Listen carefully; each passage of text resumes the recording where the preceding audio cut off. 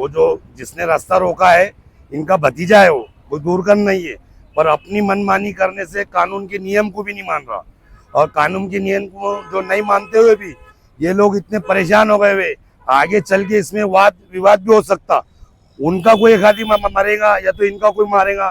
तो ये कलेक्टर साहब के बाद हम जो निवेदन दे रहे, इसके ऊपर हमको इंसाफ होना। पहले भी ऑर्डर हुआ है, ये ऑर्डर को भी कोई मानता नहीं हो। और दूसरी बात, गांव में जब आता है तो औरंगाबाद के और फुलंबरी के 4-5 टुकार बच्चे लेके आके गांव में एक दहशत पैदा करे हुआ उन्हें। और ये गरीब लोग आए, खेती बाड़ी वाले, ये उनसे डर रहे कि भाई सिटी के गुंडे लोग है। ये सिटी असलम नाम है उसका, असलम शाह, मिट्टू शाह, चिचोली, कानेगांव चिचोली। ये वाद बहुत दिनों से चालू है और ये रास्ता भी कई बाप दादाओं से इनका, अभी से नहीं है कि कोई भी अभी कोई समझौते से निकला कि कोई क्या। इसमें सरपंच, तहसीलदार, फुलंबरी के सब परेशान हो गए, वो अपनी जीत करते रहता बस। आपका ऐसा बोलना है कि अगर वो मसला हल नहीं हुआ तो गांव की शांतता भंग हो सकती है? कुछ भी हो सकता, गांव में कुछ भी हो सकता। ये भी, इनके भी बच्चे हैं, उनके भी है, ये झगड़ा लफड़ा होगा, एक आदमी की जान भी जा सकती है उसमें, चाहे वो पार्टी की जाओ चाहे ये पार्टी की जाओ, कुछ भी हो सकता है इसमें। तो इसको कलेक्टर साहब ने थोड़ा गंभीर से देख के और ये इंसाफ करना। और फैसला तो हो चुके हुआ है, पर फैसला होने के बाद भी वो मानता नहीं। आज तार फेंसिंग करने के बाद में ये 8 फैमिली है, इनकी वहां पे जमीन है और वो फ्रंट पे है, ये लोग पीछे है। ये जाएंगे कहाँ से? जब इनके हिस्से बांटे इनके बाप दादा के हुए थे तो वो रास्ता वो टाइम से छोड़ा हुआ है, कोई अभी का नवा रास्ता ही नहीं। आज से 30 साल 40 साल पहला रास्ता है वो। जमीन उतनी शिल्लक भी थी और वो जो रास्ता है वो सबका है। जो रास्ता छोड़ के जमीन का जो हिस्सा किया हुआ है, तो रास्ता छोड़ के रास्ते में हकदार सब है। ये तीनों जो बाप दादाओं के तीनों भाई थे जो बुढ़े, तो वो उनके सब उसमें हिस्से में छोड़ा हुआ है। ऐसा नहीं कि पर्सनल उसके खेत में से छोड़ना है कि उसकी उसमें जगह कम मिली। वो जो रास्ता छोड़े हुआ है उतनी जगह उसको ज्यादा मिली हुई है।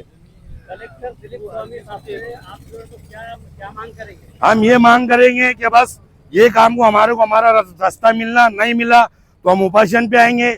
और उपासन पे आने के बाद में गांव में वाद विवाद कुछ भी हो सकता। इसमें सरपंच, तहसीलदार ये भी जो है तो थोड़ा परेशान हो चुके हुए, और उसके बाद पैसा पानी हो कहीं भी जाके इनका आवाज बंद करता। तो हम ये निवेदन से यहाँ है कि भाई कलेक्टर साहब जो है तो इनका आवाज बंद नहीं होगा और यहाँ कोई रिश्वत चलने वाली नहीं है। बस हमारे इतना ये, हमको इंसाफ होना। क्या नाम है आपका? मेरा नाम इस्माइल शाह है, ये मेरे सब ससुराल वाले, मैं इनका दामाद हूँ। आज तालुका फुलंबरी के अपने चिंचोली के रहने वाले, हमारा रास्ता है, रास्ता 18, 19, 20 में, 18 में से 19, 20 में जाता गट नंबर। वो जाने को उन्हें रोक दिया। हमारा फैसला होने के बाद में भी हमको रास्ता दे रहा नहीं, हम परेशान हो गए। अब हम कलेक्टर ऑफिस तरफ आए। आप कलेक्टर साहब से क्या तुम्हारा निवेदन क्या बोला? अब उन्होंने हमको उनके तरीके से हमको रास्ता देना। रास्ता कितना पुराना है? रास्ता बहुत जमाने पुराना है, दादा का है हमारी।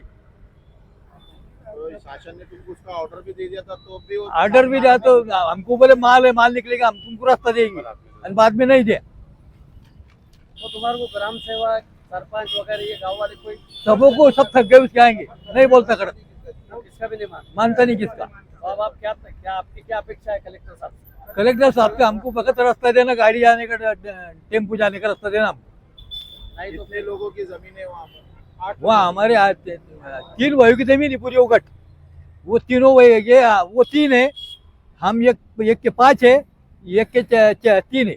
8 लोगों। हाँ, उनको भी जाना चाहिए। वो बोलते तुम जाने के बाद में हमको ये रास्ता देगा नहीं। और अगर आपकी मांगनी मान्य नहीं होती तो आपका क्या आगे का क्या रुख है? आगे का रुख हम करेंगे, आंदोलन करेंगे। आंदोलन करेंगे? हाँ, कलेक्टर साहब के सामने आके बैठ जाएंगे, ओपोषण करेंगे। लोकशाही पद्धति से आप जो तो हमारा उपोषण कर रहे हैं। हाँ, अगर आपकी मांगनी मान्य नहीं होती, हमारी मांगनी नहीं हुई तो हम ओपोषण करेंगे लोकशाही के हिसाब से। और